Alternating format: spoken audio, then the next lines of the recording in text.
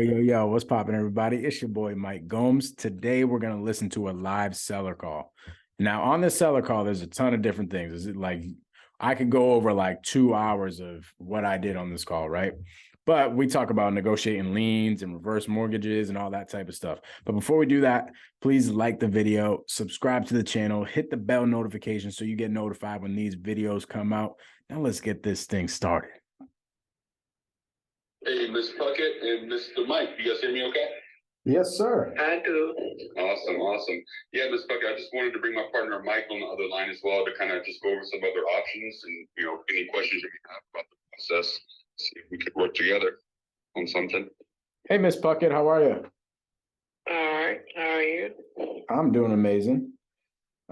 So Mike was telling me about the property. He told me just briefly what was going on. Could you just give me an understanding of your situation and all that? You want me to explain the situation? Yeah, he said something about a lien or something. Yeah, it's a reverse mortgage. Are you familiar? Oh yeah, actually, we're just dealing with one. My office is up here in Boston. We're dealing with one up in Boston right now. Okay, well, it's actually a reverse mortgage that's owed on the house, and plus it was another smaller lien where they did work on the house. A senior citizen program did work on the house. My mother is supposed to be free, but once she passed, they said that loan that had to be paid. And it wasn't a loan; it's a loan now. It's supposed to be free work, but in a sense, it's kind of plus because they did the roof and they did the heating and air. They did the hot water heater, and they put new windows in the front. And see that hold up almost three with the reverse mortgage and that together. So in order for me to sell the house and walk away with something, I had to be able to sell it for the amount to pay those off and be able to walk away with something. Got it. Okay, cool. Is the property vacant right now, or are you guys living there? No, it's vacant. It's vacant, and actually, like I told Mike, I'm kind of disappointed in myself because I could have sold this property. I could have been sold when it first came out of probate, but trying to hold out and get more money because at the time the property was, house was just really selling good. It was, and I really didn't have that much time because it stayed in probate so long because of COVID. Gotcha. So the time I had to sell it, I could have just went on and sold it. I hear you. You know what it is? It's almost like whenever I go to the casino, and I don't go many times, but whenever I do, and this is why I don't go. Whenever I go to the casino, I'll go up some money and then get super excited and keep betting and keep betting and keep betting and keep playing blackjack. And then all of a sudden I end up losing all my money and then some that I won, right? It's the worst. That's why I stay out of the casinos. But it's almost the same thing with houses, right? So it's like as we keep on waiting, the values with these interest rates just keep going down and down and down. And I'm seeing sellers all the time. They're just like, dang, I wish I sold my house 6 months ago because that's when the market was up. So I get it. But as far as the probate, when did the probate end? When did it end? It ended like March. Okay. Got it. And then they had you as the. Yeah, I had a year. They reverse mortgage give you a year to make up your mind what you're gonna do with the house. You're gonna sit and make some kind of arrangement with them to keep the house, or you're gonna sell the house, or you're supposed to have a year. But see, I'm saying, but most of my year was in probate court. And the year was up in October. Okay. So they gave me, I'm on extended time now. Okay. So now, how long do they give you for extended time? They don't really tell you. no damn. First, she told me she was just gonna give me. It's supposed to be up in October, the first October. She said, "I'm just gonna give you the whole month of October to make up your mind to do something. You get it on the contract, and then that'll give you more time." She told me this, but. And it's no problem for me to put it on the contract because people call all the time and they always sending you these contracts to sign and send back. But I don't see no point in sending them back if I see where it's not going anywhere. You know, it's not a solid contract. You'll be not being agreeable with each other on the contract. I don't see no point in just putting it on the contract because I'm really just in a situation where I thought about one point just letting it go, but then I don't know. I'm on another level now, trying to get a little more encouragement because people have started back calling again. Yeah, and everybody got a plan for me. but nobody's executing, right? Exactly. That's the problem. No one doing anything but giving me all these plans. And nobody's actually taking action on it. It happens all the time. I talk to sellers all the time, like, hey, I had this buyer come into my house, say that they were going to give me a certain amount of money, and then all of a sudden 30 days later I don't get the money, and they're sitting there like, exactly. It's crazy. That what happened. Michael did me the same way. Really? Yes. I think we had some miscommunication there when we were trying to figure out some other options for you. Okay, well, here's just to sum up everything. It sounds like there's a reverse mortgage, and I think Mike said something like 270 that was on the reverse mortgage that needs to be paid off. Yes, but see that amount be changing over time. You know, reverse mortgage have interest rate that be going up. And I'm looking at my paperwork right now, and it say, I will read this. This statement reflects the amount needed to pay this loan in full. The amount to pay this loan through 10/30/2022 is $270.69.04. The per diem interest is $38.44. Funds received after 10/30/2022 must include that per diem interest due to the date the payoff is received. Okay. I'm just reading that paragraph because it continued to go up if I don't, go ahead and pay it. Because when it first came through out of probate, it was like, I don't even think it was quite 260. Okay, so as it sits right now, it's 270 plus like $4,000. Yeah.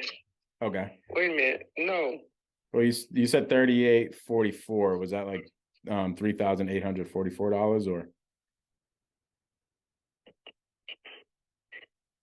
No, that's 39.44. That's the per diem interest. I think from what my brother told me, that's the amount that they'll charge daily. I thought it was something that they add on every month. He said no. Oh, got it. Okay. I don't know. Okay, got it. So we got to figure out the exact total payoff for that reverse mortgage in order. It's the letter that I just got this from them right before the end of October. Got it. Okay, cool. So I did a deal up here in Boston, and the seller, her name was Betty. Betty ended up having somebody similar coming to the property to do one of those things where they get their property energy efficient, right? And that place put in like maybe $40,000 worth of work into the property. And then we were trying to buy Betty's property. And what happened was that came up. They were like, hey, you got to pay me this $40,000 in order to take deed on the property. And I'm like, dang, this $40,000 actually kills our deal. we're not able to buy this property if we got to pay you guys $40,000 as well. Now, Betty also owed $300,000 on a mortgage. I'm like, hey, all we can do is pay off the mortgage. There's no way we're going to be able to pay you guys as well. What are we going to be able to do here? And that company was like, well, at the end of the day, we just can't see Betty making any money on this deal. So if we have to cut our losses, we'll write it off as a loss. If you guys end up buying the house for $300,000, obviously the mortgage gets paid off and we're sitting there with nothing. But at the end of the day, Betty can't receive any money from the sale. So that's what we did with Betty. But on the side, we had an agreement with Betty that we gave Betty a couple bucks so she can go and get an apartment and stuff like that, and she can go live the rest of her life. So that's what we did with Betty. But it took us getting on the phone with that lien holder who put the work into her property to get it energy efficient. It took us getting on the phone with them and having them agree to being like, hey, yeah, we're willing to write off the stuff as long as Betty doesn't walk away with anything. So we could do something. That was with that $40,000. Yeah. Right. But then I can see that because I think I just did I mention did Michael mention that second lien holder is like 27, 26. I think it's almost 27. It's the a senior citizen program that you work on senior citizen home for free. Didn't I just tell you that? Yeah, so that's what I was explaining, right? Like that $27,000 that's in that lien. I talked to her several times. I have called this lady who over that, and I'm explaining to her that maybe we can do 50-50 if I can get the house sold, and we split it half. She keeps saying no, but then she say, well, just see, can you sell it first and how much you can sell it for, and then we'll talk. And I said, but you understand that if I don't sell this house, if I just walk away from it, I'm not going to get nothing, and you're not going to get nothing either. And she said, would you do that? I mean, you asked to walk away from the house before you see me get paid? I said, I sure would. I said, you're not concerned about me. Why should I be concerned about you? Right. So at the end of the day, what their job is, they're like the people that credit card companies hire to go collect money from people that owe debts, right? So that's all the lien holder is trying to do. They're trying to collect as much money as possible out of that $27,000. That's why they're telling you, hey, I mean, are you really going to let your property go under foreclosure? And you're like, yeah, I actually would, right? So essentially their job is to collect as much money as possible. But once they realize, hey, there's a person coming in here to buy the house, and when they buy the house, we're not going to get paid any. They're just like, okay, whatever. We're just going to write off the loss, right? We just can't see, in the example that I was talking about earlier, we just can't see Betty receiving any money because that's supposed to be our money. But as long as Betty doesn't receive any money, we'll just take the loss. So essentially all it takes is a buyer calling them and explaining, hey, we're looking to buy this property, but your lien here is killing the deal. So that's one thing we could do. We can get on the phone with the lien holder, because as the reverse mortgage sits, depending on the updated total payoff, and would have to go talk to that mortgage company as well to get the updated version. But if it's somewhere around that 270 something mark with everything included, we might be able to accomplish something. But in order for us to figure out what we can accomplish, we got to go, one, figure out the actual total payoff with the reverse mortgage. And then we also got to talk to the lien holder for the second lien position to see if we're able to work something out with them. But I think that's the only thing that we're going to be able to do to get something done here. And then on, what the reverse mortgage is? yeah, so what would happen is we would talk to them. Well, I just told you what the amount of the reverse mortgage is. Well, you said something about there being some accrued interest that hasn't been added up or something like that, right? Okay, that's right at $40 a day. Okay, so 44. Okay, $40 a day. And that only been 1 month ago. They end on the 10th to 30th. Okay. And so $40 a day from October 30th. Yeah. October 30th. So, you just multiply those days times 40.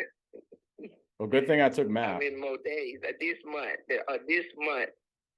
you have to, to whatever date that, we do anything, if we do anything. So till they get paid. For sure. Okay, that's an extra about $1,200, which is fine. We can work with that. So next steps would be to talk to the lien holder and figure out if we're able to work something out with them. And typically, whenever I have a conversation with them and just explain what is going on, because this isn't the first time that this has popped up. It just takes somebody having a conversation with them from the other side, like somebody looking to actually buy the house. Once somebody has that conversation with them, then they're like, oh, okay, yeah, I mean, I get it. You can't buy the house for anything other than that. That's why they were saying, hey, you got to go see what you can. No problem with you talking to her. Okay. All right, cool. So could you send the lien holders information to Mike, and I'll give them a call. And then once I give them a call, I'll call you back and we can figure out if we can work something out. Okay, you get you the information from the lien holder. Yeah, and then in the event we talk to the lien holder and we're able to work something out with them, how much did you need in your pocket from the sale? If you work something out with her.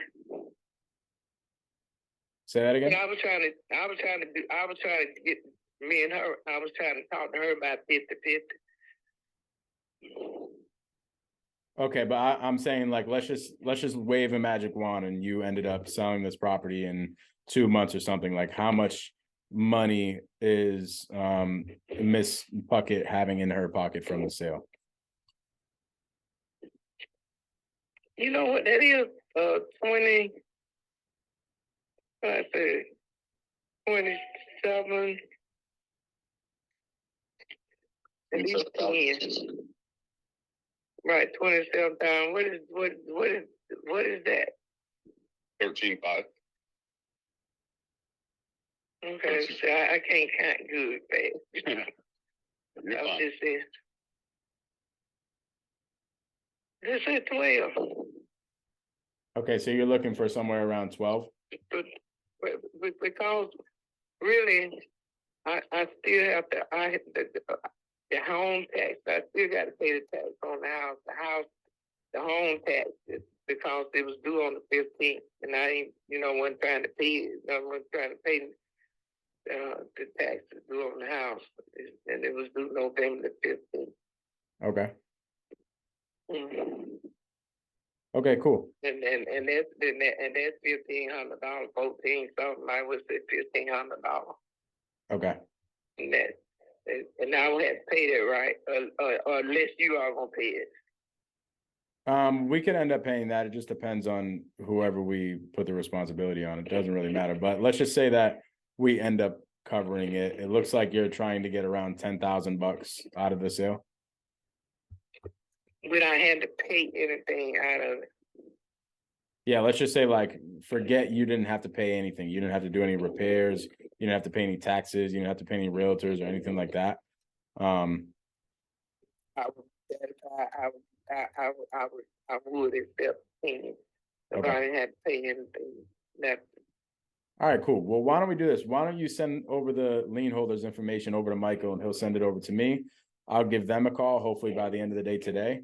And we'll circle back with you tomorrow, and I'll see if we can work something with this $10,000. Okay, can I get it over to Mike today? I would definitely appreciate that, Ms. Puckett. I know, but I told you I don't do email. I had to get somebody else to do all this for me. Do you have do you know her number? I could write down the number and the name. You're like me. I got to find the person that you hired for your email because I can't do emails either. I have to call you back and give it to you, Michael. I got it. I just got to get up and get it. No problem. I can write it down and just call me back whenever you have a time, have a chance. And I'll just I get up and find it. I call you back and give it to you. Sounds good, Ms. Puckett. I really appreciate that. Miss Puckett, you're amazing. Okay. We'll speak tomorrow. All right. All righty. All right, Ms. Puckett. Talk soon. Talk All soon. right. Bye. Bye-bye. There is a lot to unpack on that call. Now, if you have any questions about it, feel free to shoot some comments on this video. And I reply to all the comments. So if you on all my videos, if you guys have any questions, just go there, shoot me a question. But all these calls, like these sales calls, are super strategic. Like I'm asking certain questions for certain reasons. My tone is a certain way for certain reasons. Like I'm saying things a certain way for certain reasons. Like everything is super strategic, and there's a lot to unpack on this specific call. So if you guys have any questions, please, please, please hit the comments. But please hit the like button, hit the subscribe button. I'll see y'all on the next video. Let's go.